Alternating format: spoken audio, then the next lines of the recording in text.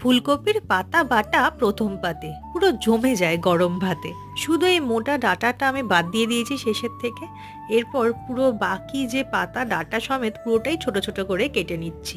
ফুলকপির বড় বড় পাতা দেখলেই এখন আবার শুধু ইচ্ছা করে পাতা বাটা খেতে। আসলে এটা বানানোটা এতই সোজা আর গরম ভাতে এত ভালো লাগে যে কি বলবো। ভালো করে ধুয়ে আমি একটু গরম জলে ভাপাতে বসিয়ে দিয়েছি, তারপর দেখে নিলাম ডাঁটাটা সিদ্ধ হয়েছে কিনা। এবার মিক্সিং বোলের মধ্যে পাতাটা চিপে দিয়ে তাতে বেশ বেশি করে লঙ্কা, রসুন, নুন আর চিনি দিয়ে করে নিলাম পেস্ট।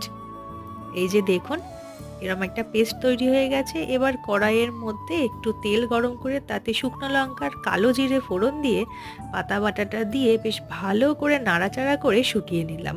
মানে খুবই ইজি করা, আর সত্যি গরম ভাতে না এক্কেবারে জমে যায়। আমি তো খাওয়ার জন্য রেডি। কারা কারা আমার মতন করে পাতা বাটা করেন জানাবেন।